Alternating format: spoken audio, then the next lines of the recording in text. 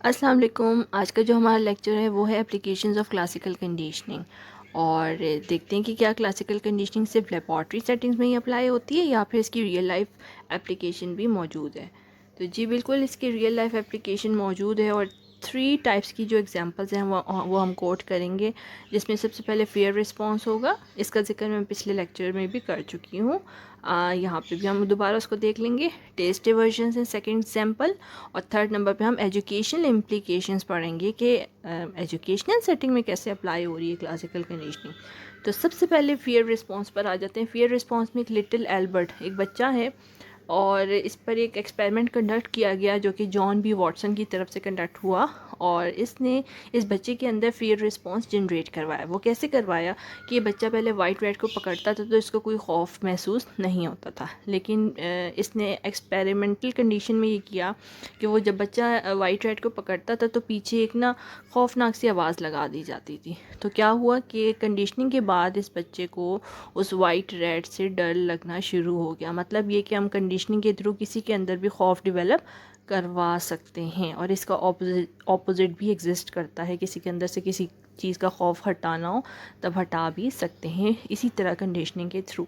तो यहाँ पे हमारे पास जो वाइट रैट है वो न्यूट्रल स्टिमुलस था, यानी उससे वो स्पेसिफिक रिस्पांस नहीं जनरेट हो रहा था ऑटोमेटिकली जो हम चाह रहे थे। हम तो फियर जनरेट करवाना चाह रहे थे, वो नहीं हो सकता था। तो आपका जो एक्सपेरिमेंटर है उसने क्या किया कि न्यूट्रल स्टिमुलस को अनकंडीशन स्टिमुलस जो कि हमारे पास लाउड साउंड था उसके साथ एसोसिएट कराया। और जो अनकंडीशन रिस्पांस बन रहा था वो फियर का था, लेकिन आफ्टर कंडीशनिंग वही फियर रिस्पांस कंडीशन रिस्पांस बन गया। और हमारे पास जो है कंडीशन स्टिमुलस जो है वो वाइट रेड बन गया, बजाय इसके कि हमारे पास जो साउंड थी वो होता। लेकिन उस एसोसिएशन के बाद हमारे पास वाइट रेड जो है वो कंडीशन स्टिमुलस बन गया, और जो फियर रिस्पांस है वो हमारे पास कंडीशनड रिस्पांस बन गया। ये कंडीशन स्टिमुलस, कंडीशन रिस्पांस, ये सारी टर्मिनोलॉजीज़ मैंने क्लासिकल कंडीशनिंग में जहाँ इंट्रोडक्शन दी बताया था और जहाँ डॉग वाला एक्सपेरिमेंट बताया था वहाँ पे मैंने डिटेल से बता दी थी। आप वहाँ जाके दोबारा से सुन सकते हैं वो लेक्चर। तो इस तरह से किसी के अंदर भी कोई भी फोबिया फियर को कहते हैं, इरेशनल फियर, डेवलप करवाया जा सकता है किसी भी ऑब्जेक्ट का। और हम देख सकते हैं कि इसी के ऑपोजिट भी एग्जिस्ट करता है कि किसी के अंदर अगर कोई खौफ डलवाया जा सकता है तो किसी के अंदर से किसी स्पेसिफिक ऑब्जेक्ट का खौफ ख़त्म भी किया जा सकता है। तो ये फ़ोबिया की ट्रीटमेंट में भी यूज़ होती है टेक्निक क्लासिकल कंडीशनिंग की। सेकेंड एग्जांपल है हमारी टेस्ट एवर्जन्स की। टेस्ट एवर्जन में ऐसा है कि एक स्पेसिफिक अगर फूड को मना करना है किसी को कि वो ना खाए, ना इस्तेमाल करे। जैसे यहाँ पे अगर मैं बात करूँ ड्रग एडिक्शन की, कि अगर किसी को स्पेसिफिक ड्रग लेके बहुत अच्छी फीलिंग होती है तो उस ड्रग के साथ कोई ऐसी चीज़ एसोसिएट कर दी जाए कि जब वो इंसान वो ड्रग ले तो उसके साथ जो है वो कोई और स्पेसिफिक चीज़ भी उसको दी जाए, ताकि उसको बजाय इसके कि ड्रग का अच्छा इफ़ेक्ट प्रोड्यूस हो, ड्रग लेने के बाद उसको नोज़िया की फीलिंग, वॉमिटिंग, इस तरह की फीलिंग प्रोड्यूस हो। तो क्या होगा कि कंडीशनिंग के बाद वो इंसान जो है वो ड्रग जो है वो लेना छोड़ देगा। तो यहाँ पे भी टेस्ट एवर्जन में ये एक एक्सपेरिमेंट बताया गया कि जो हमारे रैट्स हैं उनको एक फ्लेवर्ड वाटर वो पिया करते थे। और फिर क्या किया कि स्पेसिफिक टाइप की जो रेडिएशंस हैं वो डेवलप करवाई गई, और उन रेडिएशंस की वजह से जो है वो नोज़िया की फीलिंग्स जनरेट होती थी। तो अब कंडीशनिंग के बाद क्या हुआ कि जब भी रैट्स जो हैं वो उन फ्लेवर्ड वाटर की तरफ जाते हैं तो वो नोज़िया की फीलिंग जनरेट होती है उनके अंदर। और ये कंडीशनिंग कराई गई यहाँ पे। इसमें हमारे पास रेडिएशंस जो थी वो अनकंडीशन स्टिमुलस था जो कि नोज़िया की फीलिंग जनरेट करवा रहा था, वो अनकंडीशन रिस्पांस था, यानी वो ऑटोमेटिकली करवा रहा है। न्यूट्रल स्टिमुलस हमारे पास यहाँ पे ये जो फ्लेवर्ड वाटर है ये था। लेकिन जब फ्लेवर्ड वाटर को रेडिएशन के साथ ऐड किया यानी एसोसिएट किया तो नौज़िया की फीलिंग जनरेट हुई। बाद में ये हुआ कि आपका जो फ्लेवर्ड वाटर है वो नौज़िया की फीलिंग जनरेट करवाना शुरू हो गया और फ्लेवर्ड वाटर कंडीशन स्टिमुलस बन गया और जो आपका नौज़िया की फीलिंग है वो कंडीशन रिस्पॉन्स बन जाएगी। तो इस तरह से हम जो है वो किसी स्पेसिफिक फूड को अवॉइड करवाने के लिए कोई चीज़ और एसोसिएट कर दें ताकि जो वो ऐसी चीज़ एसोसिएट की जाए जिससे जो है वो नेगेटिव फीलिंग्स जनरेट हों, तो हम जो है वो उस स्पेसिफिक फूड से उस इंसान को, उस एनिमल को दूर रख सकते हैं। तो मैंने आपको इसकी एप्लीकेशन वैसे भी बताई कि ड्रग एडिक्शन को ट्रीट करने के लिए टेस्ट एवर्जन की जो टेक्निक है उसको यूज़ किया जाता है। थर्ड नंबर पर एग्जांपल आती है एजुकेशनल इम्प्लीकेशंस। इसमें भी हम 3 कैटेगरीज पढ़ेंगे। सबसे पहली है फियर, लव एंड हेटर, यानी किसी स्पेसिफिक सब्जेक्ट की तरफ अच्छी फीलिंग्स डेवलप हों या किसी स्पेसिफिक सब्जेक्ट की तरफ बुरी फीलिंग्स डेवलप हों, या इसी तरह टीचर की तरफ हेटर्ड की फीलिंग या लव की फीलिंग डेवलप हो, तो ये भी थ्रू कंडीशनिंग होता है। जैसे यहाँ एग्जांपल कोट हुई हुई कि एक स्पेसिफिक टीचर, स्पेसिफिक सब्जेक्ट का टीचर है, वो उसका पढ़ाने का स्टाइल अच्छा नहीं है, तो क्या होगा कि उस टीचर के इन अप्रोप्रिएट बिहेवियर, उसके ना अच्छा पढ़ाने की वजह से बच्चे जो हैं वो स्पेसिफिक सब्जेक्ट से भी उनकी जो हेटेड फीलिंग्स हैं वो डेवलप होंगी।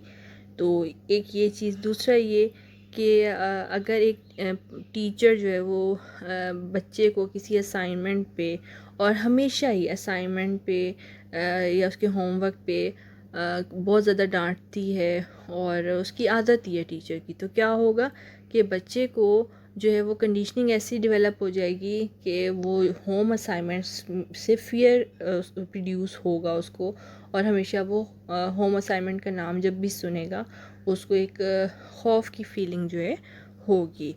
मतलब ये यहाँ पे अगर हम उस तरह से देखेंगे अनकंडीशन स्टिमुलस और रिस्पॉन्स क्या आता है, तो यहाँ पे हमारे पास अनकंडीशन स्टिमुलस वो टीचर का बिहेवियर एंड देन अनकंडीशन रिस्पॉन्स, उससे फियर प्रोड्यूस हो रहा है बच्चे के अंदर, खौफ आ रहा है या हेटेड की फीलिंग प्रोड्यूस हो रही है।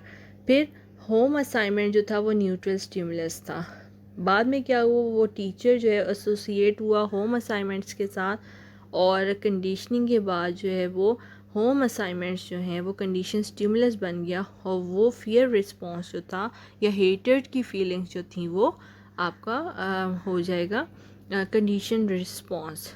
तो इस तरह से एक टीचर का बिहेवियर क्लासरूम के अंदर बहुत मैटर करता है कि बच्चे को उस स्पेसिफिक सब्जेक्ट से कितना इंटरेस्ट डेवलप हो रहा है, और वो टीचर को डेफिनेटली एडमायर करेगा तभी उसकी बात भी सुनेगा। तो ये एक तरीका होता है स्टूडेंट्स को जो ख़ास तौर पे मुश्किल सब्जेक्ट्स होते हैं उनमें इंटरेस्ट डेवलप करवाने के लिए, वहाँ पे टीचर का बिहेवियर बहुत ज़्यादा मैटर कर रहा होता है। इसी से अगर हम ऑपोजिट देखें कि एक सिंपैथेटिक और बहुत अच्छा बिहेवियर हो टीचर का, तो बच्चे को एक सब्जेक्ट जो मुश्किल सब्जेक्ट है या जो पहले बहुत बुरा लगता था उसको वो सब्जेक्ट, बाद में उसको वो सब्जेक्ट अच्छा लगने शुरू हो जाता है, जस्ट बिकॉज कि जो अब टीचर उसको मिला है वो जो है उसका बिहेवियर बहुत अच्छा है। तो इस तरह से हम पॉजिटिव एटीट्यूड उस सब्जेक्ट की तरफ और टीचर्स की तरफ डेवलप करवा सकते हैं बच्चों के अंदर, कि अगर टीचर का जो है वो अच्छा बिहेवियर हो स्टूडेंट्स के साथ, तो बच्चा कभी भी जो है वो पढ़ाई से दूर नहीं भागेगा और बच्चा खुशी खुशी जो है वो स्कूल जाएगा। तो यहाँ पे भी एक एग्जांपल कोट हुई हुई है कि एक अच्छा टीचर हो, अनकंडीशन स्टिमुलस इसको लिखा हुआ है। अनकंडीशन रिस्पॉन्स ये होता है कि स्टूडेंट्स फील कनेक्टेड, स्टूडेंट्स को ज़रा अपनाइयत का एहसास होता है, और अच्छे टीचर को स्कूल के साथ एसोसिएट कर दिया जाए तो आफ्टर कंडीशनिंग स्कूल जाना जो है वो बच्चों को बहुत अच्छा लगा, यानी जहाँ जिन स्कूलों में अच्छे टीचर्स मौजूद हैं या आपके जितने भी टीचर पढ़ाने वाले हों वो स्पेसिफ़िक क्लास के अच्छे हों, मेजॉरिटी उनमें से बहुत अच्छी हो, तो स्टूडेंट्स भी स्कूल जाना पसंद करते हैं। अक्सर औक़ात देखा यही गया है कि बच्चे छुट्टियां ज़्यादा इसलिए भी करते हैं कि उनको टीचिंग स्टाइल्स से जो है वो सेटिस्फाई नहीं होते, तो और टीचर्स के बिहेवियर से, तो इसलिए भी अगर टीचर्स के बिहेवियर अच्छे हों तो बच्चे भी स्कूल जाना पसंद करेंगे। सेकंड नंबर पे आ जाता है audio visual aids. Audio visual aids का ख़ास तौर पे छोटे बच्चों के लिए अगर ज़िक्र करूँ कि छोटे बच्चों को जब पिक्चर्स दिखा के और स्पेसिफ़िक ऑब्जेक्ट्स के, एनिमल्स के नाम बताए जाते हैं, तो सिर्फ अगर उन्हें बोर्ड पे नाम लिख के दे दिया जाए CAT कैट, तो वो बात ज़रा इनकम्प्लीट लगती है जब तक बच्चे को आप कैट की पिक्चर ना दिखाएं। इससे ये होता है कि वो बच्चा उस CAT कैट जो वर्ड लिखा हुआ है उसको एसोसिएट कर लेता है उस पिक्चर के साथ, और जब भी आप वो पिक्चर दिखाएंगे तो उसको वो CAT कैट याद आ जाएगा, या आप CAT कैट वर्ड लिखा हुआ दिखाएंगे तो उसको वो पिक्चर याद आ जाएगी कि हाँ इस पिक्चर के साथ या इस वर्ड के साथ वो पिक्चर मौजूद थी और वो कैट की शक्ल ऐसी होती है। तो ये इस तरह से तरीके यूज़ करके, ऑडियो विजुअल एड्स यूज़ करके, ना सिर्फ आप दिखाएं बल्कि आप मुंह से भी बोल के बताएंगे, फिर CAT कैट पूरा बोल के बताएंगे तो साउंड भी समझेगा, देखेगा भी वर्ड और उसकी पिक्चर भी देखेगा। तो इस तरह से एसोसिएशन डेवलप करवा के जो पढ़ाई या जो लर्निंग प्रोसेस होता है वो बच्चा जो है वो हमेशा याद रखता है। तो आपने अक्सर, बल्कि ऐसा ही होता है, देखा होगा छोटे बच्चों की बुक्स में लिखा हुआ कम होता है, पिक्चर फॉर्म में चीज़ें ज़्यादा होती हैं। वो इसीलिए होती हैं कि जो उनका एसोसिएशन डेवलप हो स्पेसिफिक वर्ड के साथ, बहुत ज़्यादा लंबे सेंटेंसेस नहीं होते, सिर्फ एक वर्ड होगा और साथ उसकी पिक्चर होगी, वो इसीलिए किया जाता है। Then desirable habits, interest and attitude develop करवाने के लिए यहाँ पे स्टूडेंट्स के बिहेवियर्स की बात आ जाती है कि स्टूडेंट्स मुख्तलिफ़ तरह के स्टूडेंट्स क्लास में मौजूद होते हैं, तो यहाँ पे अच्छा बिहेवियर डेवलप करवाने के लिए कोई बच्चा मिसबिहेव करता है और उसका बिहेवियर ठीक करने के लिए भी कंडीशनिंग यूज़ की जा सकती है। इसी तरह से सुपरस्टिशियस बिलीव्स जो होते हैं वो ख़त्म करने के लिए कंडीशनिंग, क्लासिकल कंडीशनिंग को यूज़ किया जा सकता है। फ़ियर एंड फोबिया का ज़िक्र पहले भी आपसे किया, जहाँ पे टीचर का ज़िक्र किया कि फ़ियर डेवलप हो जाता है या हेटर की फीलिंग डेवलप हो जाती है स्पेसिफिक सब्जेक्ट की तरफ या स्पेसिफिक टीचर की तरफ।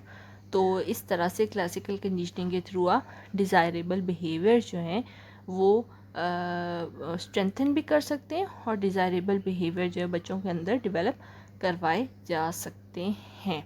तो ये क्लासिकल कंडीशनिंग इस हवाले से बहुत इम्पॉर्टेंट है कि ना सिर्फ ये लेबॉर्ट्री सेटिंग्स में एप्लीकेबल थी बल्कि एनिमल्स पे भी एप्लीकेबल है और ह्यूमंस पे भी एप्लीकेशन है। ख़ास तौर पे इसकी एप्लीकेशन एजुकेशनल सेटिंग में है मौजूद, और एजुकेशनल सेटिंग में अगर इसको ठीक से और बहुत बेहतर तरीके से अप्लाई किया जाए तो कोई भी बच्चा किसी सब्जेक्ट से उसको हेटेड की फीलिंग नहीं होगी, किसी स्पेसिफिक टीचर की तरफ हेटेड की फीलिंग नहीं होगी, और कोई बच्चा किसी के भी बिहेवियर को हम बेहतर बना सकते हैं इस क्लासिकल कंडीशनिंग के थ्रू।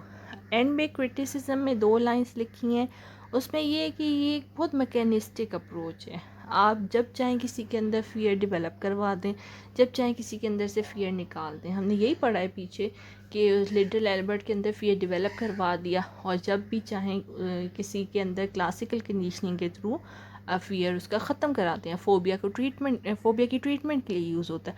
बहुत मशीनी, ये मैकेनिस्टिक अप्रोच है, बिहेवियरल अप्रोच इसको बोलते हैं।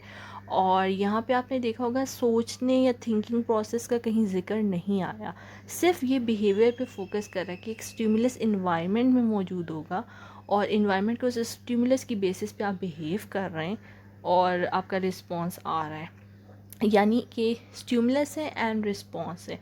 ऑर्गेनिज्म ने क्या सोचा इसका कहीं ज़िक्र नहीं आया।